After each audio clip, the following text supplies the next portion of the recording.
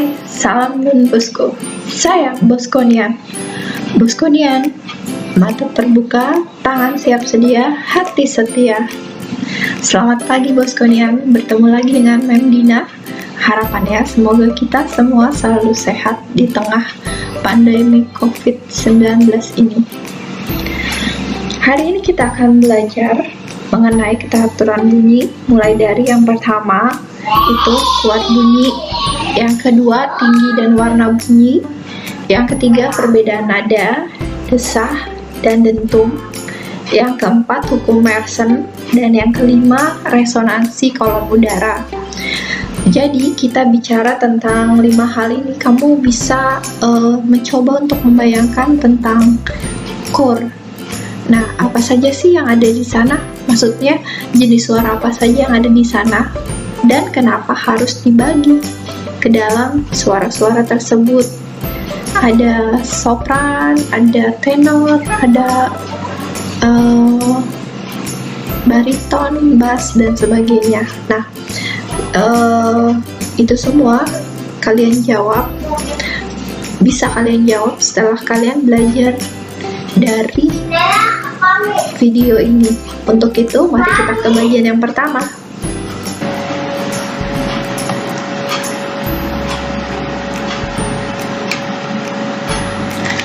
Kuat lemah bunyi tergantung dari amplitudo. Maksudnya apa?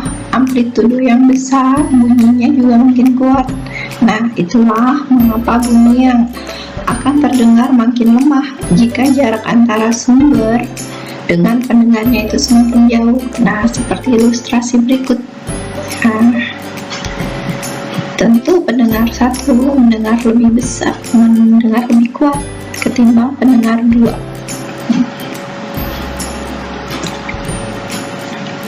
Sedangkan tinggi rendahnya bunyi tergantung pada frekuensi sumber getarnya.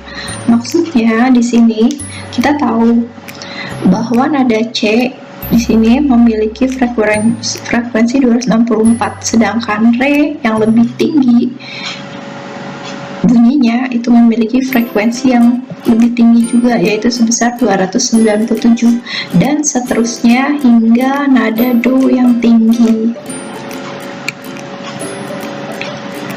Pada gambar terlihat bahwa dengan frekuensi sama, suara yang dihasilkan tentu berbeda tergantung golongan suaranya. Ini yang terjadi juga pada nada Do di piano, tentu berbeda dengan nada Do di recorder sopran.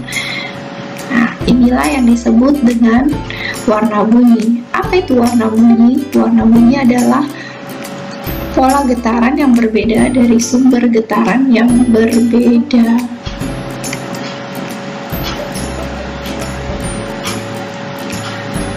Pengaruh frekuensi, kita lihat di sini ada gambar A dan B, waktunya sama. Di gambar A frekuensinya 1, sedangkan di gambar B ini frekuensinya adalah 2,5.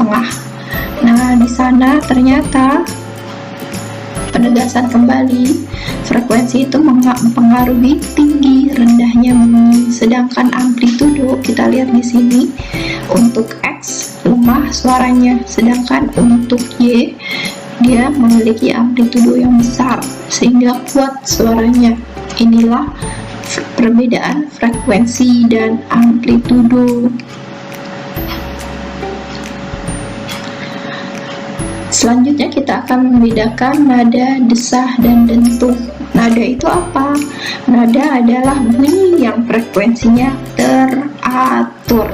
Sedangkan desah adalah frekuensi bunyi yang frekuensinya tidak teratur. Nah, sedangkan dentum itu apa? Dentum adalah desah yang sangat kuat. Contohnya apa? Bom.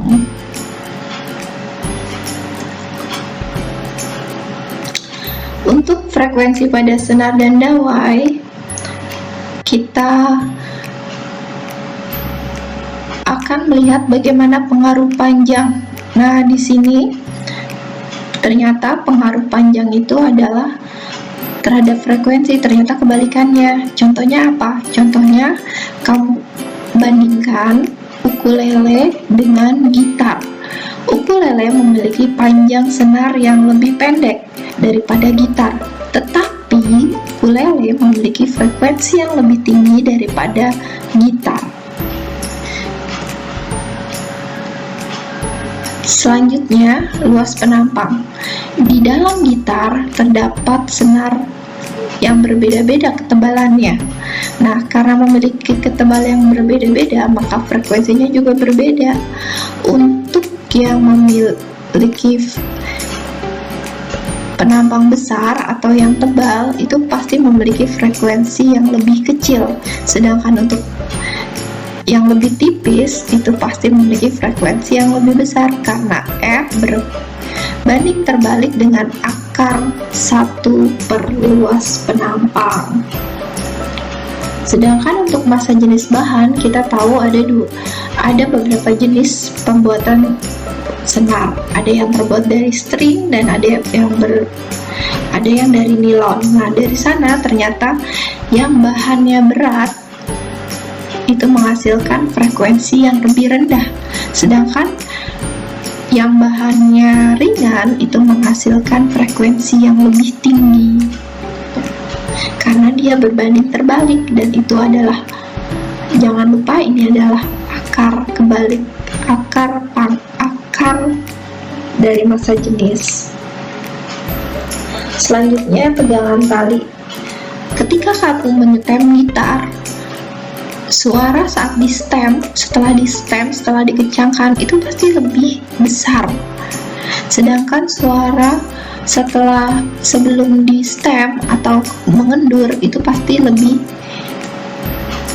rendah. Kenapa? Karena tegangan tali makin besar, frekuensi makin besar. Tegangan tali makin kecil, frekuensi juga makin kecil. Tapi ingat, ini adalah akar. Jadi contoh, misalnya 4 kali ditegangkan, nah berarti frekuensinya hanya berubah sebanyak 2 kali, karena kan akar dari 4 adalah 2, kayak gitu.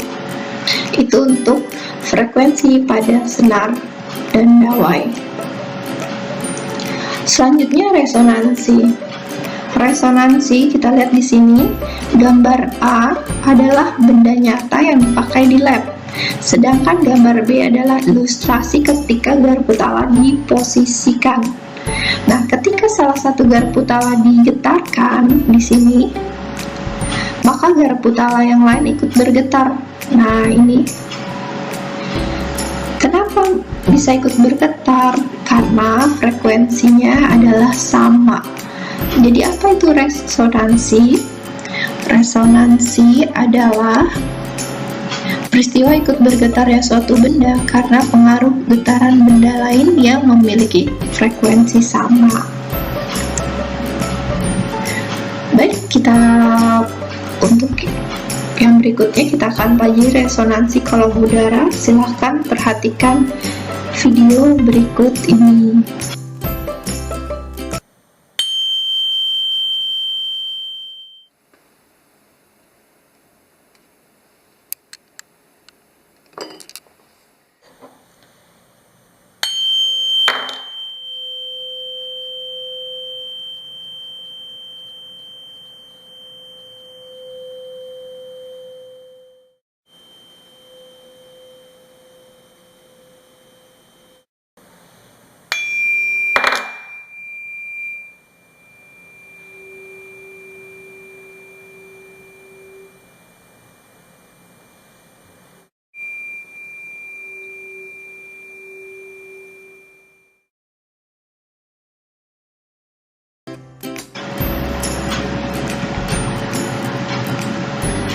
Pada video barusan tampak bahwa dengan frekuensi berbeda dihasilkan panjang kolom udara resonansi yang berbeda. Terlihat frekuensi 512 Hz memiliki panjang kolom udara resonansi pertama yang lebih pendek dibandingkan frekuensi pada garpu tala 384 Hz. Hubungan persamaan yang berlaku adalah sebagai berikut. L adalah panjang kolom udara untuk resonansi, sama dengan 1/4 lambda kali 2N min 1. N adalah resonansi ke berapa. Misalkan ini resonansi ke 1, berarti ini 2 kali 1 min 1. Berarti untuk panjang kolom udara pertama, yaitu L1, adalah 1/4 lambda. Ketika ditanyakan lambda atau panjang kolom udaranya, mungkin cukup sampai di sini. Tetapi ketika ditanyakan misalnya frekuensinya atau cepat lambatnya, kita akan menghubungkannya ke persamaan gelombang, yaitu V sama dengan lambda dikali F. Nah, itulah resonansi kolom udara. Kita lihat beberapa contoh soal. Yang pertama, kamu bisa lihat di handout nanti, di nomor pertama. Resonansi pertama terjadi pada tinggi kolom udara 24 cm. Dari sini kita tahu kalau L1-nya itu adalah 24 cm. Selanjutnya, frekuensi garap utara yang dipakai dalam percobaan adalah 400 Hz. Stop, apa yang diketahui?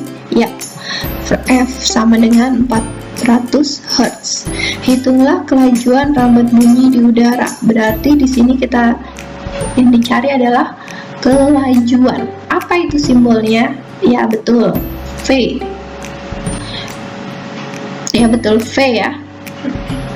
Nah, ini tadi L1 sudah ketahui, 24, F-nya 400 Hz, ditanya V. Yang pertama kita lakukan adalah cari dulu lambdanya. Karena dia resonansi pertama, ya masukkan 2N min 1. 2 kali 1 jadi 1/4 lambda. L1 sama dengan 1/4 lambda, berarti 24. 24 sama dengan 1/4 lambda. Setelah mencari lambdanya, baru kita cari V-nya. V sama dengan lambda kali F. Lambdanya hitungan yang tadi 0,96 dikali 400 berapa? 384 meter per second. Oke, kita lanjut ke pertanyaan berikutnya. Kita lihat handout nomor 4. Tentukan perbandingan frekuensi yang dimiliki oleh dawai A yang panjangnya 100 dan dawai B yang panjangnya 50 jika kedua dawainya dari bahan yang sama. Dari sini kita tahu berarti LA 100, LB 50. Nah, di sini diketahui LA 100, LB 50. Kalau kita perkecil, sederhanakan, itu berarti 2:1. Ditanya FA berbanding FB, sehingga kita tahu nih tadi kalau F itu berbanding terbalik dengan 1/L, berarti FA per FB sama dengan 1/LA dibagi 1/LB. Nah, sehingga FA bagi FB sama dengan LB per LA. Sehingga kalau kita masukkan FA-nya berapa? FA-nya ada LB. LB-nya di sini 1, masukin angkanya 1. LA-nya berapa? 2, kita masukin 2. Nah, bisa dilihat ternyata sungguh-sungguh kebalikan ya. Jadi memang F itu berbanding terbalik dengan panjang. Oke. Baik, setelah tadi kita belajar banyak hal, marilah kita simpulkan pembelajaran hari ini. Yang pertama tadi di materi yang pertama, kuat lemah bunyi itu ternyata tergantung dari apa? Nah, betul, amplitudo. Yang kedua, tinggi rendah bunyi itu tergantung dari frekuensi. Semakin tinggi frekuensinya, semakin tinggi juga bunyinya. Yang ketiga, frekuensi pada dawai itu tergantung dari panjang dawainya, luas penampang dawainya, massa jenis dawainya, dan tegangan dawainya. Dan yang keempat, resonansi adalah ikut bergetarnya sebuah benda karena memiliki frekuensi yang sama dengan sumber getaran. Nah, untuk latihan, nanti kalian bisa lihat handout. Di sana kerjakan soal nomor 2 dan nomor 3, lalu kalian pause. Dan ingat, setelah itu ingatlah untuk menulis PMS hari ini. P, apa yang dipelajari hari ini. M, manfaatnya apa buat kalian. S, sikap kamu selanjutnya setelah belajar ini apa sih? Nah, oke. Itulah pembelajaran hari ini. Semoga bermanfaat bagi saya, kalian, dan seluruh orang yang ada dan mengikuti video ini. Salam Don Bosco, saya Boskonia. Bye.